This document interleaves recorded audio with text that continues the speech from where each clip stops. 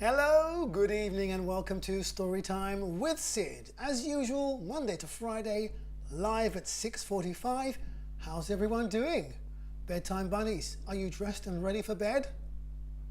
Fantastic! It's so good to have you along, whether you're watching live or watching this as a recording. Now, today is Monday the 8th of June, and I believe some of you have even been going back to school already. Well, I hope you had a brilliant time on your first day returning back to school, and you're still best of friends with all the friends that you've got, and you're putting your brain into good use, boosting your brain power. That's something we'll be doing in just a moment with our little bit of quiet time, of course, boosting our superpowers and learning to become superheroes of calm. So we can look forward to that. And then, of course, as usual, we have a bedtime story. Now, it may not even be your bedtime, but don't worry about that. This is a story for any time, but it's especially good at bedtime. It's called How Rabbit Got Long Ears. Now, haven't you always wondered what makes a rabbit's ears so long? Well, I have the answer in this story. It's stories from a book called Stories for 4 to 8-year-olds, and they are, of course, perfect for bedtime, as hopefully you are perfectly ready for bedtime. Now, what we're going to do right now is bring in some lovely petals, then we're going to bring in our clock so that we can put 45 seconds up, and this is where we get to practice our superpowers and learn to become superheroes of calm. Now, if you've been with me since the very beginning of Storytime with Sid, or if you've watched all the stories here on my YouTube channel, don't forget to like and subscribe, of course. If you've been watching, then you've been practicing sitting quietly and still for 45 seconds, building your superpowers so that you can become superheroes of calm. We're on our way, aren't we? We certainly are. Now, being calm is about being still and being quiet and just allowing ourselves a bit of space. So when we're feeling a little bit upset or maybe a little bit unsure of what's happening, and we just need to find ourselves in a little bit of a steady, calm space, this is the perfect practice just for that. So kids, grab your favorite snuggly. I've got Sniffy the dog here. Who have you got with you? Great. Bring up your snuggly, sit nice and still, nice and quietly. Take a big, deep breath in, as big as you can without hurting yourself. And let it out gently. How did that feel? Should we do one more? Big deep breath in and let it out gently. Very nice. So let's hold that position. Stay still, nice and quiet, and I'll start the clock, okay? Here we go.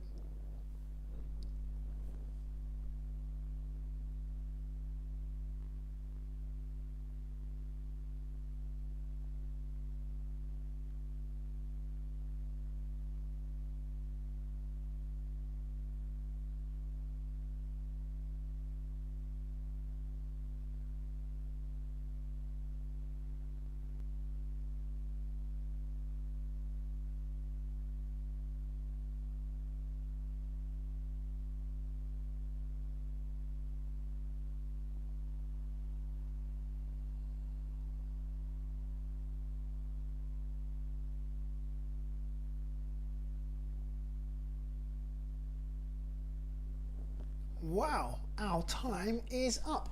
How did you get on? Did you manage to do it? Well, thumbs up to you for trying.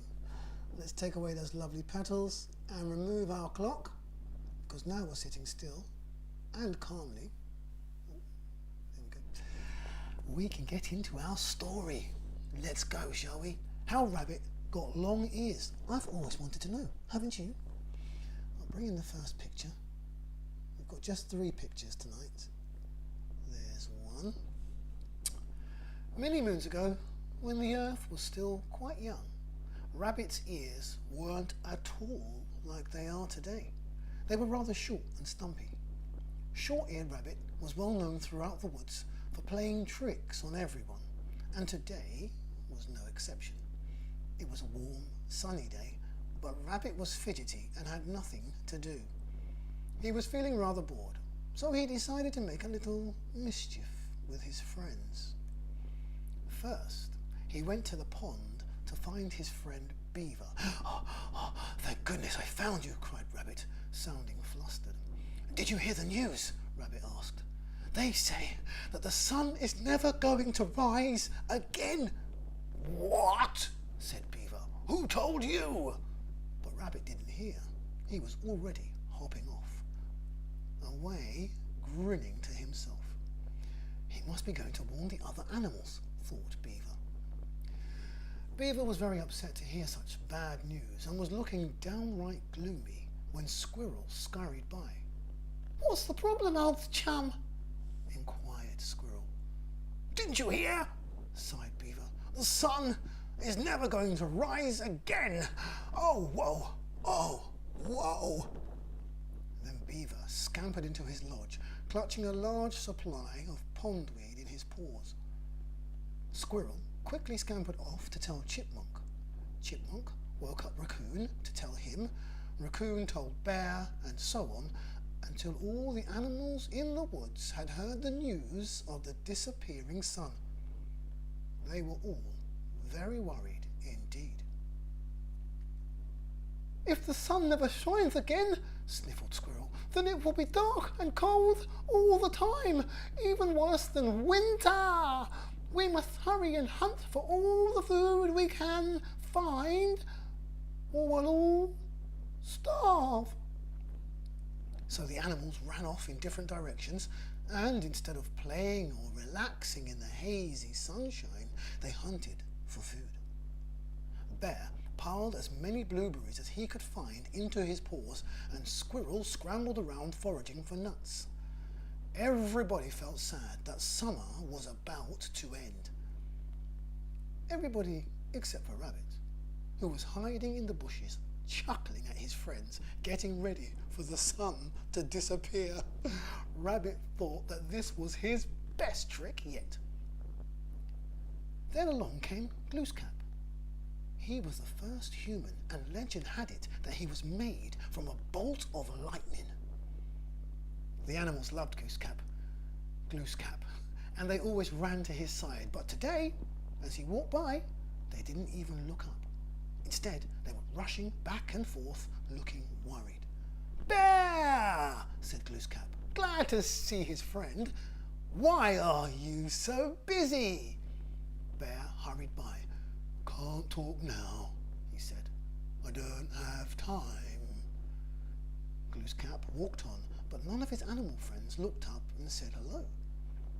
Raccoon, said Glooskap, how are you today? Enjoying the sunshine? Raccoon gave a panicked squeal and darted toward his den, carrying an armful of acorns. Glooskap quickly strode up to Bear. What is wrong with you all?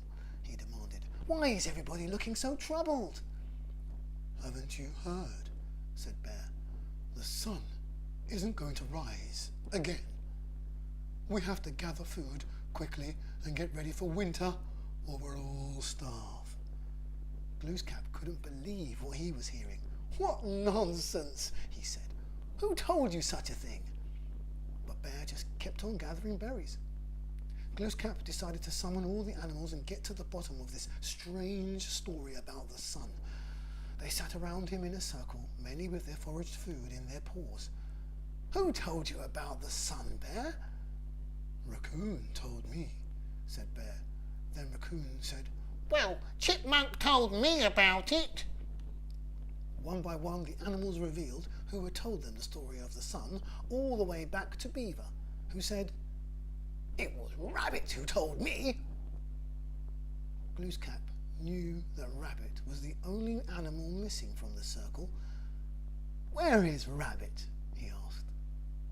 I bet he's hiding, said Beaver, who had guessed by now that he had fallen for another of Rabbit's tricks. Beaver was right. Rabbit knew his joke had gone too far this time, so he was nervously hiding in the bushes. Glooskap searched the woods until he found Rabbit's hiding place. When he saw Rabbit, he grabbed him by his short ears, lifted him up, and held him there for a very long time. Oh, let me show you a picture. That's Glooskap talking to the animals.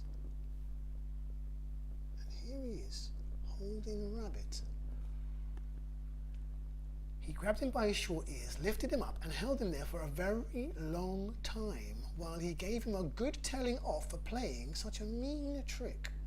Glooskap made Rabbit say sorry to his friends, and as he did so, Rabbit's little ears stretched and stretched. And that is how Rabbit got his long ears. Did you like that story? I hope you did. That's the end of how Rabbit got long ears. Now we know. Fantastic.